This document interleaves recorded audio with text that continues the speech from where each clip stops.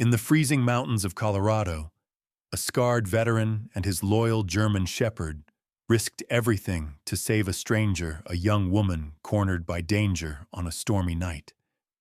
But what he didn't know was that she was the daughter of one of America's richest men. When the billionaire offered him a fortune as a reward, the soldier refused and asked for something that no amount of money could buy: a second chance at life. What happened next uncovered a secret that could destroy an empire and revealed how God still works miracles through the courage of ordinary people. If you believe that faith still moves mountains, don't scroll away. Comment Amen to show your faith. Hit subscribe to help us spread hope and light, and may God bless everyone watching this story today. The rain over Portland, Oregon, came down in cold, relentless sheets, smearing the city's neon lights into ribbons of color across the wet asphalt. The wind howled through the evergreen trees lining the outskirts, bending branches and carrying with it the faint scent of pine and motor oil. It was nearly midnight, and the highway leading out toward the mountains was nearly empty, except for a rusted blue pickup truck cutting through the rain like a ghost from another life. Behind the wheel sat Jack Miller, a man in his late 30s whose face bore the quiet hardness of someone who had seen too much and said too little. His square jaw was shadowed with a few days' stubble. A thin scar ran from his left temple down to his cheek, faded but impossible to ignore. His eyes, steel gray and weary, carried the look of a man who had survived battlefields only to find the civilian world colder. Once a Marine, Jack had returned home years ago to a country that thanked him for his service but offered no place for him to belong. He drove now because the road didn't ask questions. In the passenger seat lay Rex, his 4-year-old German shepherd, a massive, sable-coated dog with intelligent amber eyes. Rex had served beside Jack during his last deployment, trained for search and rescue, fiercely loyal and instinctively protective. Despite his size and strength, the dog had a gentleness to him, especially toward children and strangers in need. Jack often said Rex was the better half of him, and he meant it. As lightning cracked the horizon, Rex lifted his head and gave a low growl, his ears pricking up. Jack glanced at him, then at the road ahead. "Easy, boy," he murmured. But Rex's growl deepened. Through the rain, a flicker of movement caught Jack's eye, a cluster of figures in the parking lot of a rundown gas station just off the highway. He slowed the truck, wiping the fog from the windshield. Under a flickering light, a young woman struggled against 3 men. One grabbed her by the arm, while another shouted something muffled by the rain. Jack's jaw tightened. His hands gripped the steering wheel, hesitating only for a second. The last time he had intervened in a fight, it had cost him a job. But this wasn't a bar argument. This was different. "Stay close, Rex," he said, pulling the truck over and stepping out into the storm. The rain hit him like shards of glass as he strode across the slick asphalt. The men didn't notice him until he was almost on them. The woman tried to pull free, her voice trembling. "Let me go!" she cried. She looked no older than 24, with long auburn hair soaked to her shoulders and a light beige coat torn at the sleeve. Her skin was pale against the darkness of the night, and fear flickered in her hazel eyes. "Hey," Jack said, his voice low but sharp enough to cut through the rain. "That's enough." The tallest of the 3 men turned, a bulky guy in a leather jacket with a beer-stained beard and small, mean eyes. "Keep walking, old man," he sneered. The other 2 laughed, circling slightly. Jack's posture didn't change, but there was something in the way he stood, feet balanced, shoulders squared, that made the laughter die quick. Rex stepped up beside him, teeth bared, tail stiff as iron, The men hesitated. The leader snorted, "You think that mutt scares me?" Jack didn't answer. Instead, he took one step forward. "You've got 3 seconds to walk away." "Or what?" The sound of a deep growl filled the space between them, primal and steady. The men's confidence faltered as Rex inched forward, eyes locked. Jack's voice came quiet, like the click of a safety being released. "Or you'll find out what happens when you corner a Marine and his dog." The leader lunged first, a fist swinging wide. Jack caught his wrist, twisted, and drove his elbow into the man's ribs. The second came from the side, but Rex intercepted, launching forward, knocking the attacker off balance with a controlled, powerful shove.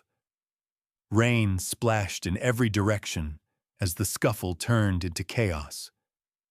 Jack moved with the precision of someone who had learned to fight where hesitation meant death. Within moments, the men were on the ground, groaning. One tried to reach for a knife, but Rex pinned his arm, growling until the blade clattered away. "Enough!" Jack barked, his voice commanding. The men scrambled up, dragging their friend, muttering curses as they stumbled into the darkness. The sound of their footsteps faded into the storm. Jack turned to the girl. She was shaking, her hair plastered to her face. "You okay?" he asked, his tone soft now. She nodded weakly, though her lips were pale. I think so," she said. Her voice was gentle, educated, but trembling. "Thank you. I didn't think anyone would stop." "Let's get you out of the rain," Jack replied, guiding her toward his truck. Rex followed, his gaze scanning the shadows until they were safely inside. The heater hummed as Jack handed her his old military jacket.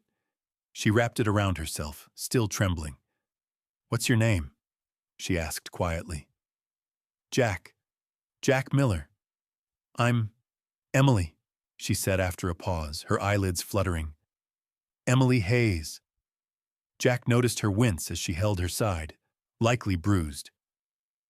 "We're going to the hospital," he said firmly. She tried to protest, but the exhaustion was stronger. Within minutes, she had leaned back against the seat, her breathing slowing. Jack drove fast but steady, wipers thudding in rhythm with the pounding rain. By the time he reached the small county hospital, Emily was half conscious. Inside, the nurse on duty, a middle-aged woman named Sarah Collins, with sharp cheekbones, silver-streaked hair tied neatly, and eyes that carried both kindness and fatigue, rushed over with a gurney. She'd seen countless accidents on nights like this.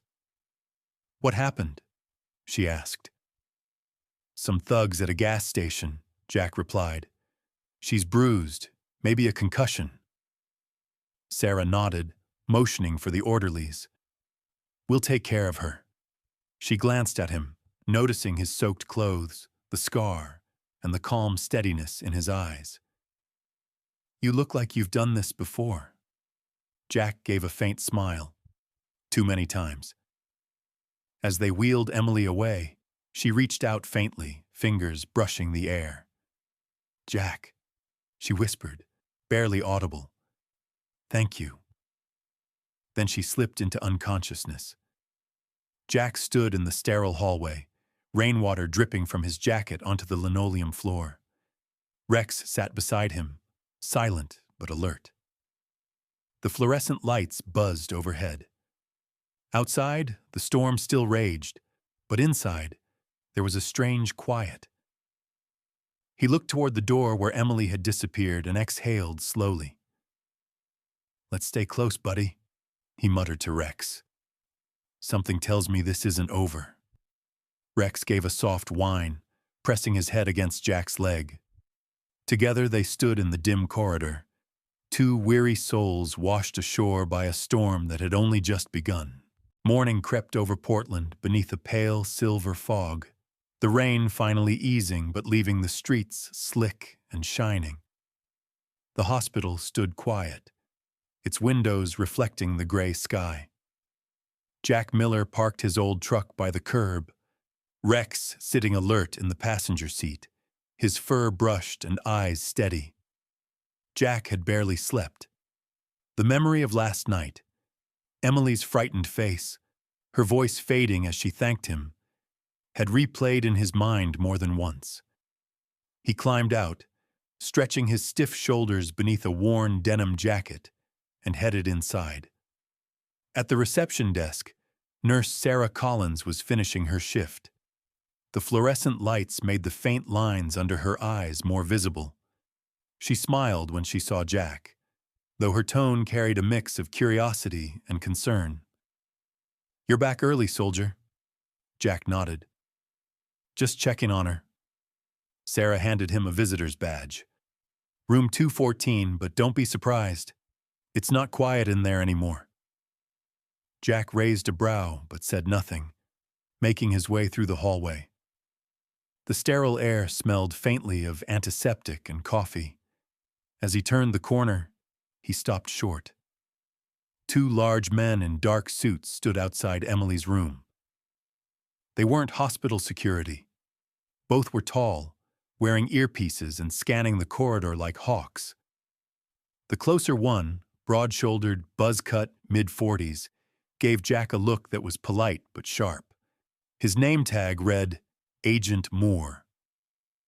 "Can I help you?" Moore asked, his voice steady, professional.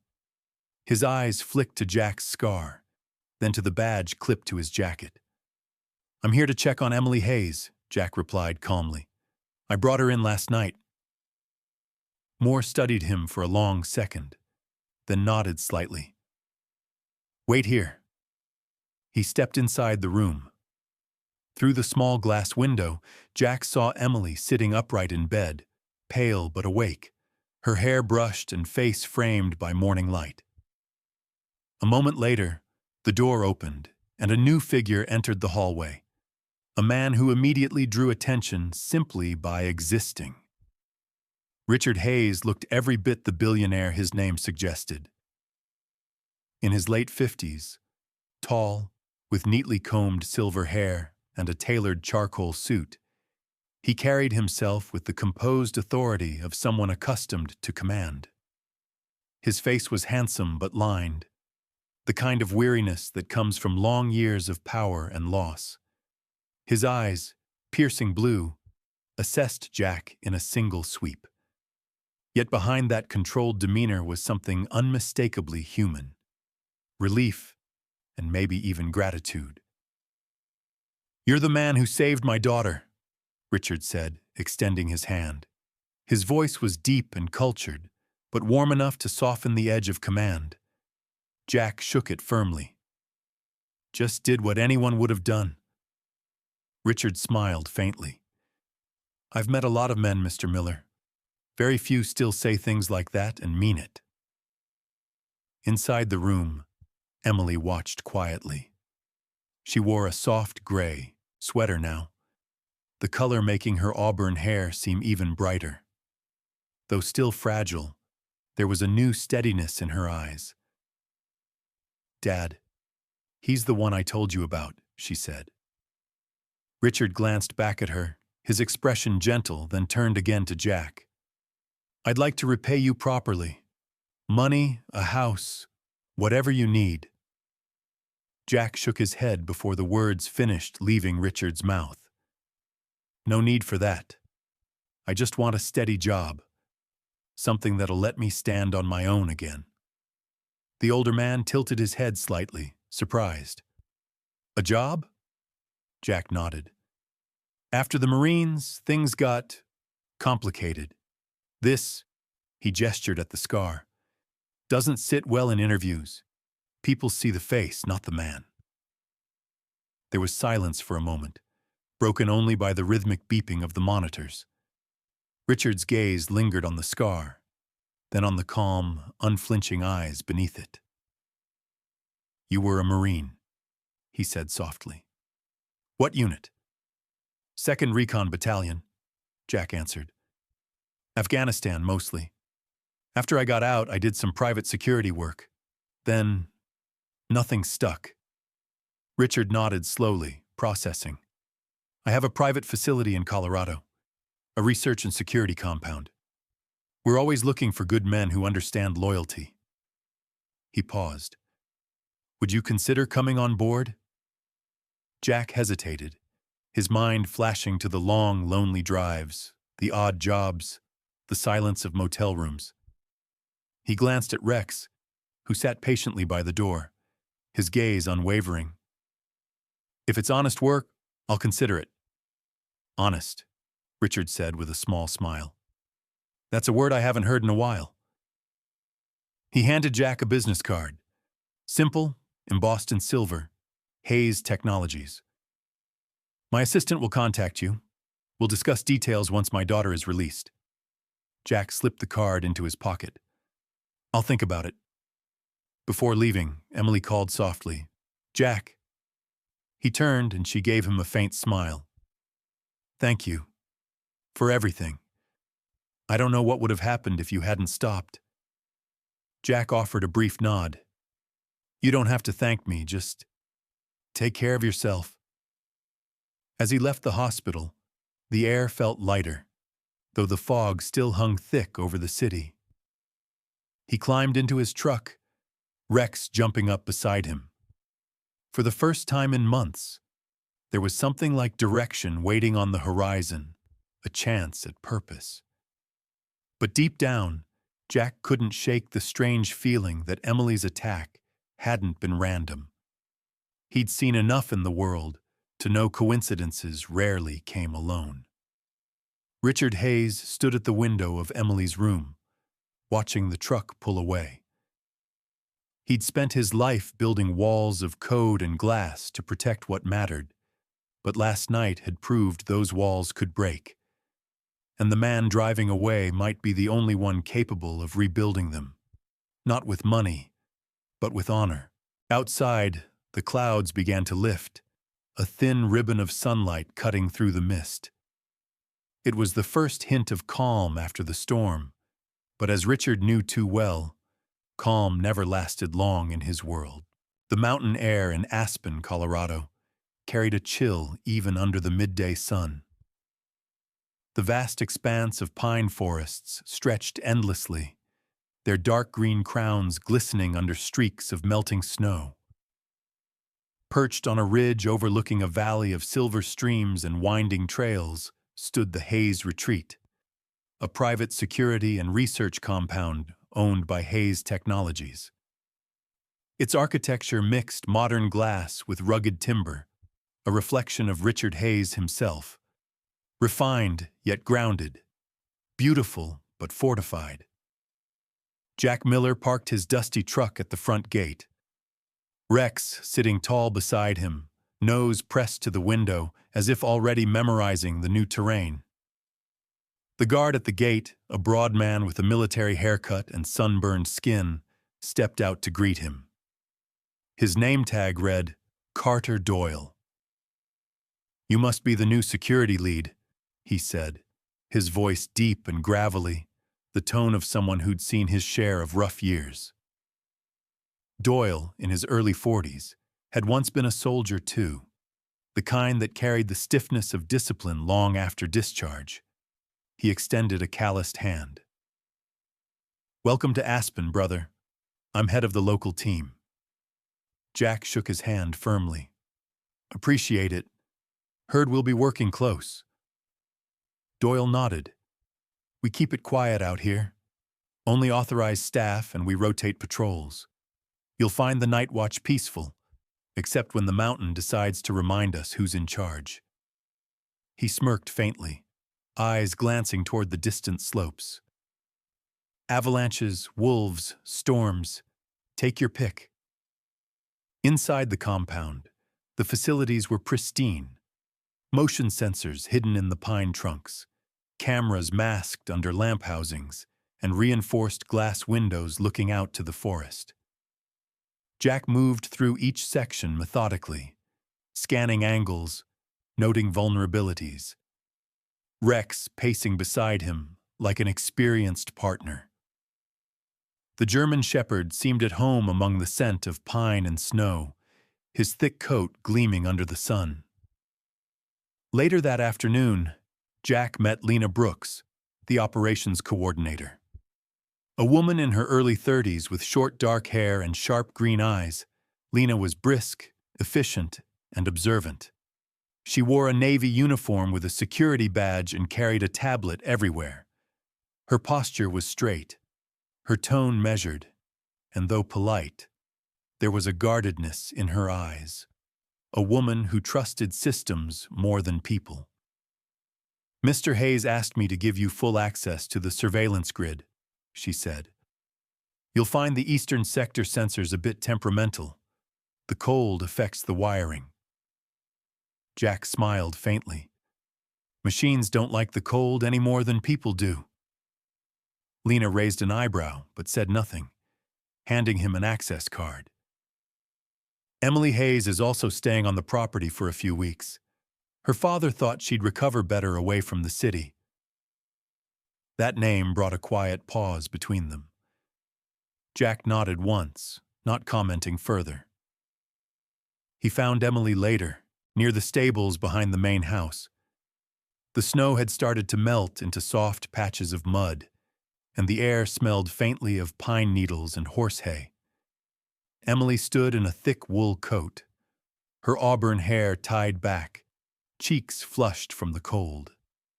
She was feeding an old brown horse, her movements gentle and unhurried. When she noticed Jack, a warm smile crossed her face. "I didn't expect to see you here so soon," she said. "Your father made a convincing offer," Jack replied. Besides, Rex was getting bored of city alleys. At the mention of his name, Rex wagged his tail once, sniffing the air near Emily before sitting down obediently. She reached to pat his head. "He remembers me," she said softly. Jack watched her closely. There was still fragility in her expression, but also quiet resilience. "How's the recovery?" "Better," Emily said. "Still have nightmares sometimes, but it helps being here. Feels safe." Her gaze lifted toward the surrounding trees. "You ever feel like the woods are watching?" Jack followed her line of sight. The forest beyond the fence seemed calm, almost too still. "They usually are," he murmured. "Nature's got more eyes than people think." That evening, Jack reviewed security footage in the control center, a circular room with multiple screens displaying every corner of the property. Doyle sat beside him, sipping coffee from a tin mug. "You'll like it here," he said. "Quiet, good people, steady pay." He paused, lowering his voice. "But we've had odd reports lately. Motion sensors tripping at night, equipment tampered with, no footprints, no wildlife triggers." Jack leaned forward. "Any pattern?" "East Ridge, near the old maintenance cabin, always between midnight and 2. Doyle's face hardened. "Could be the weather, but my gut says different." Jack studied the screen, eyes narrowing. "Then tomorrow we check it ourselves." Before midnight, the mountain grew silent. Wind brushed through the trees, snowflakes swirling under the pale moon.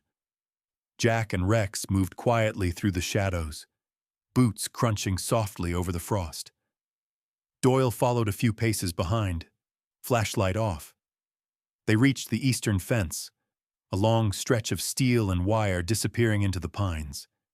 Then Rex stopped. His ears went rigid, body tense, a low growl vibrating in his chest. Jack froze, scanning the darkness. Somewhere beyond the fence, a faint rustle echoed, too deliberate for an animal. Then, briefly, a flicker of movement, human-shaped, vanishing into the trees. Doyle cursed under his breath. "Someone's watching," Jack said quietly. They pursued for a few yards before the trail vanished, footprints dissolving into slush. Whoever had been there knew the terrain. Jack knelt, touching the ground. Fresh tracks, booted, heavy, and recent. Back at the compound, he reviewed the footage again. The cameras had glitched for exactly 3 minutes, enough for someone to move unseen. Coincidence? Doyle asked. Jack shook his head slowly. No, someone's testing us. Rex sat beside him, eyes fixed on the door, muscles tight. Jack reached down, patting his side. Looks like we've got company, boy. In the silence of the mountain night, the faint sound of wind whistled through the eaves, like a warning. The piece of aspen had begun to crack. The wind over aspen had sharpened to a cold, metallic edge by midnight. The forest that once whispered now stood unnaturally still, as if holding its breath. Inside the control center, the low hum of the servers was the only sound breaking the silence. Jack Miller leaned over the monitor bank. His eyes narrowed as he replayed a section of security footage for the third time. The East Ridge sensors had tripped again. Same time, same blind spot. Rex sat at his feet, tail motionless, ears pricked forward. Something was wrong, and both of them felt it. Jack grabbed his flashlight and rifle, signaling Rex to follow. They stepped into the night, boots sinking softly into the snow. The air bit at Jack's skin, the mountain air clean but full of unseen eyes. Rex moved ahead, nose low to the ground. As they approached the warehouse, the isolated storage building at the far end of the compound, Rex froze. His muscles tightened, and a deep, guttural growl rumbled from his chest. Jack crouched beside him. Faint footprints marked the snow leading from the fence to the warehouse door.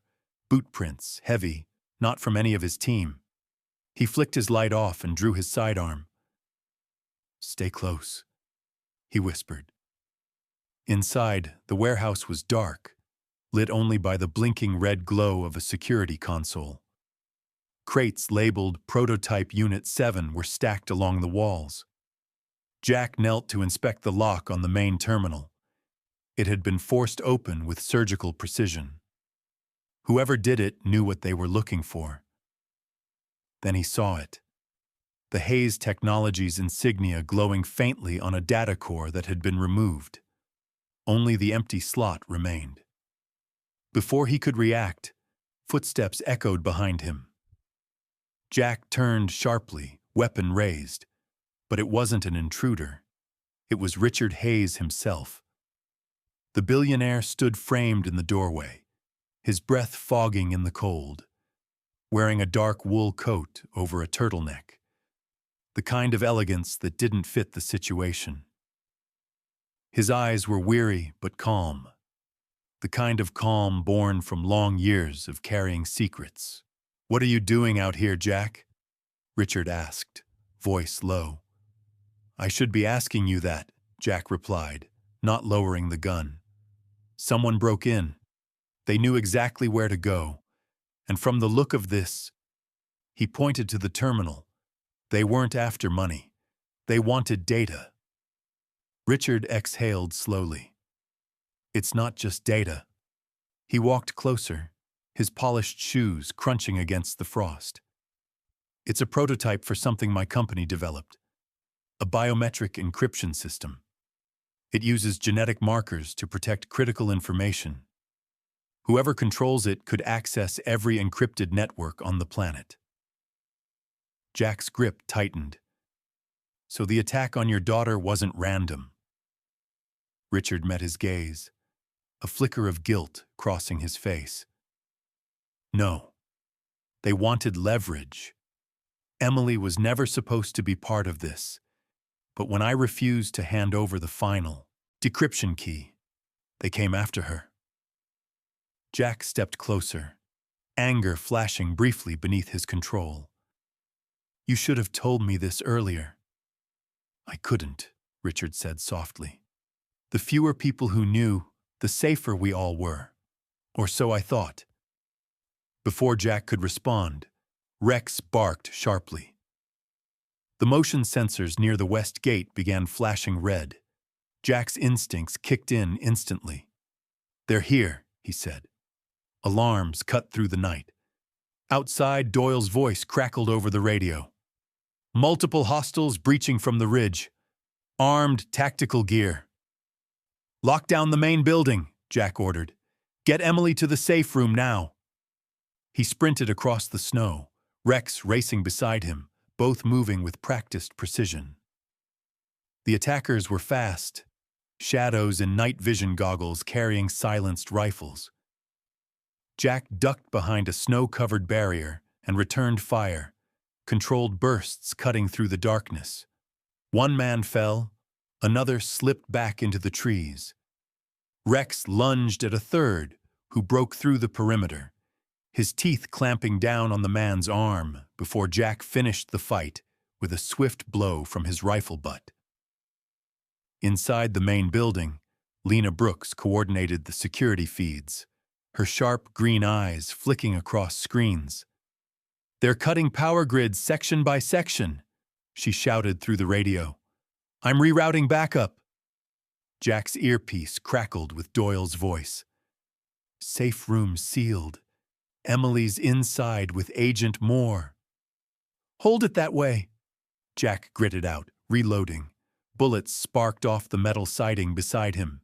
He rolled behind cover, wincing as a graze burned across his shoulder. Blood seeped through his sleeve, but he stayed upright. Rex returned to his side, panting, snow clinging to his fur. Then, through the chaos, Jack saw movement near the warehouse, one of the intruders carrying a small metal case. The data core. He fired, dropping the man, but another grabbed the case and ran toward the tree line. Jack gave chase, ignoring the pain in his arm. The forest swallowed them both in darkness.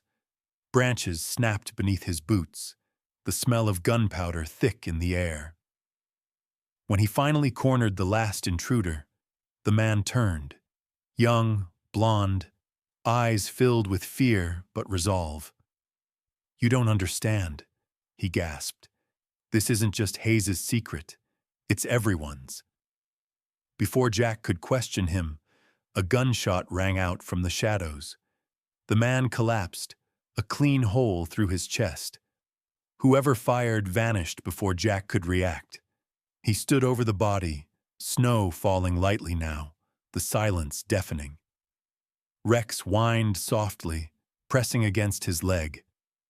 Jack looked toward the lights of the compound flickering in the distance. The war wasn't over. It was only just showing its true face. The snow in Aspen had finally begun to melt, revealing patches of dark soil and grass beneath the white. The storm had passed, leaving the mountain air crisp and pure, but the echoes of gunfire still lingered in Jack Miller's memory. Inside St. Mary's Regional Hospital, the sterile scent of antiseptic filled the quiet corridors. Jack sat upright on his bed, his left arm bound in clean bandages. The wound burned when he moved, but it was a familiar pain, the kind that reminded him he was still alive. Rex rested at his feet, his thick sable fur brushed and clean, head resting on his paws but eyes alert, always watching. The door opened softly. Emily Hayes entered, carrying a small bouquet of white lilies.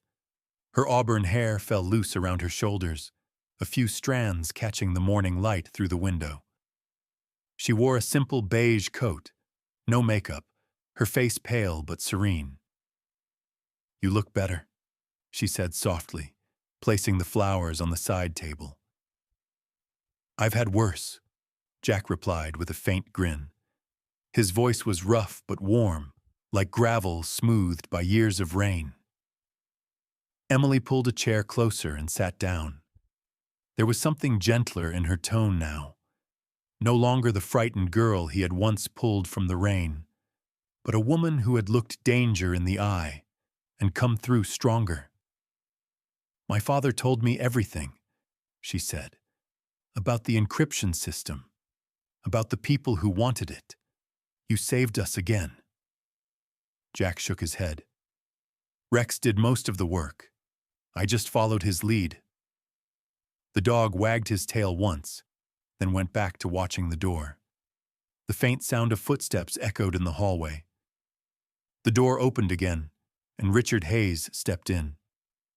He was dressed more casually than usual. Dark slacks, a charcoal sweater instead of a suit, and the exhaustion around his blue eyes told the story of a man who had not slept much. But there was warmth in his gaze now, a kind of humility that power rarely allowed. "Jack," Richard said, his voice calm but heavy with meaning, "I owe you more than gratitude. You didn't just protect my family.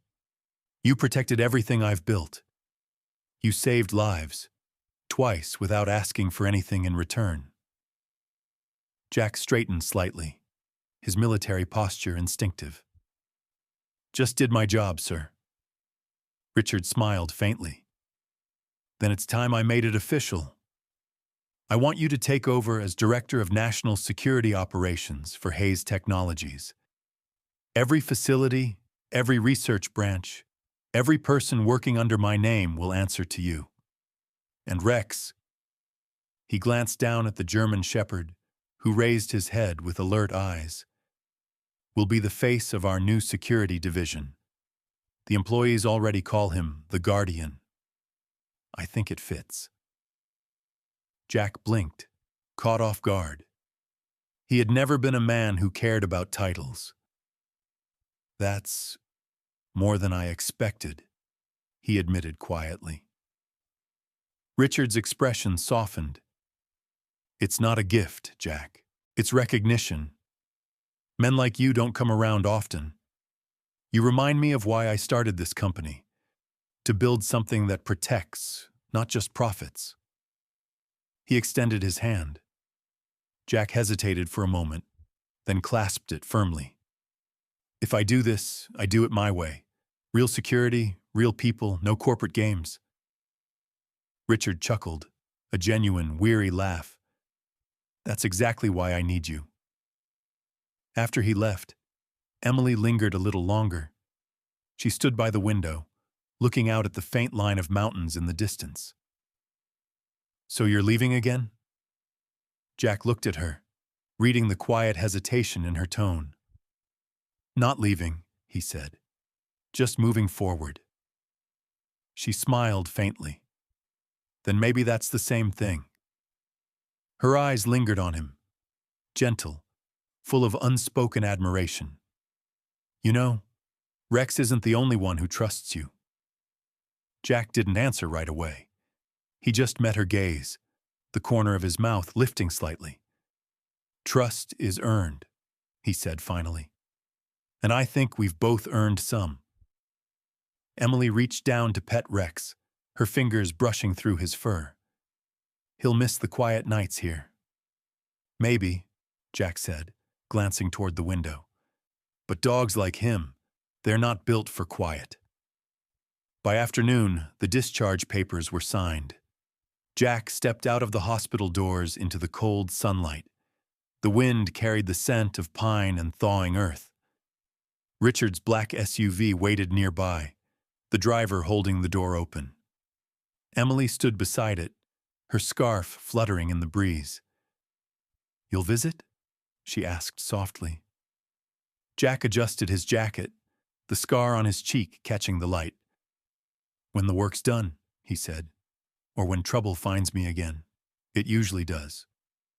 She laughed quietly, shaking her head. "I'll hold you to that."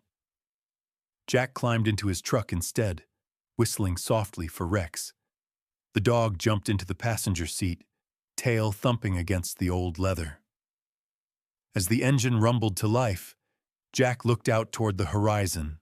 The mountains stretched endlessly, their peaks tipped with sunlight. He drove up a winding dirt road until the view opened wide. The valley, the forests, and the new dawn rising over the snow. Jack stopped the truck, stepped out, and stood beside Rex. The wind lifted his hair, carrying with it the scent of freedom and something like peace. Rex barked once, a sharp, joyful sound. Jack rested a hand on the dog's neck and smiled. "Looks like we're not done yet, partner," he murmured. Together, they watched as the first rays of sunlight spilled across the mountains, painting the world in gold. A reminder that even after the darkest nights, there was always another beginning. In the silence of the mountains, as Jack and Rex watched the sunrise spill gold across the peaks, there was something more than light breaking through the clouds. It was grace. Sometimes God doesn't send miracles wrapped in thunder or lightning. Sometimes His miracles come quietly, through people who stand firm when others fall, through loyalty that never wavers, and through kindness that asks for nothing in return. Jack didn't seek wealth nor glory, only a chance to do what was right. And maybe that's the real miracle in a world chasing everything but faith. That courage and honesty still exist. If you believe God still works through ordinary people, if you believe faith can heal what the world has broken, then don't scroll away.